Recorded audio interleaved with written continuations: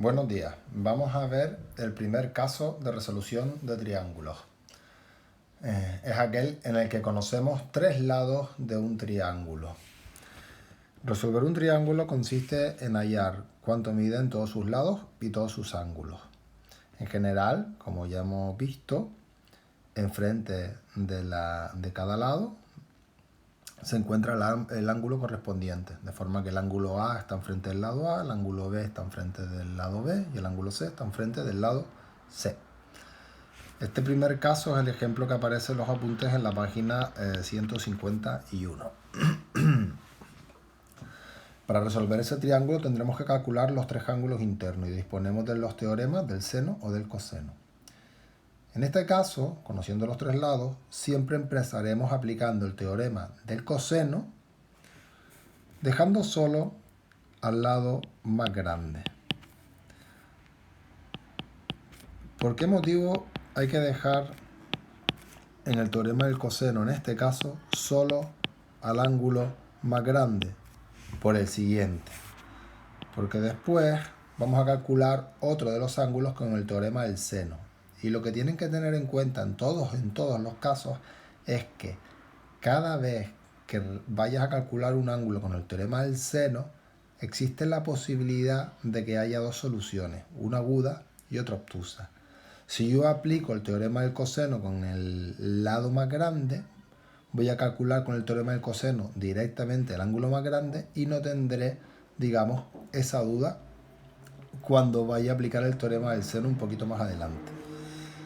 Bueno, como he dicho, aplicando el teorema del coseno en este triángulo y despejando, tendremos que el coseno de C será igual a 81 menos 16 menos 49, pasaría restando el 4 cuadrado y el 7 cuadrado, dividido entre menos 2 por 4 por 7, que sería menos 56. Bien, por tanto el coseno de C nos quedaría 16/56, perdón, menos 16/56. Calculamos el ángulo C, que sería el arco coseno de ese valor, y tendríamos que el ángulo C valdría 106,6 grados. A continuación vamos a calcular o bien el ángulo A o el B, no importa, el que queramos. Lo haremos con el teorema del seno, que es más sencillo que el del coseno. Para ello, si vamos a calcular el A, tendremos que el seno de A entre el lado opuesto, que es 4, será igual al seno de C, que lo acabamos de calcular, partido entre lo que mide el lado C, que es 9.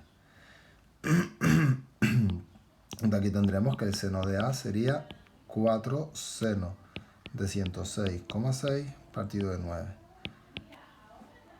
Hallamos el arcoseno de ese valor y tendríamos ya el ángulo correspondiente a, hacemos el arcoseno de 4 por seno de 106,6 partido entre 9, esto valdría 25,2 grados.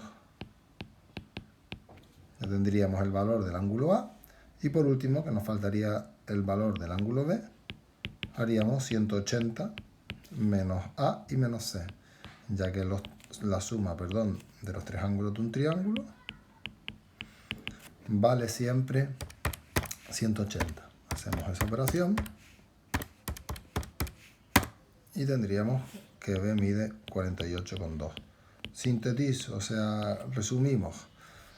En el caso 1, en el que nos dan tres lados, siempre comenzaremos con el teorema del coseno con el lado más grande solo y después ya despejamos el que queramos de los otros dos con el teorema del seno y ya el último ángulo con 180 menos los dos ángulos conocidos.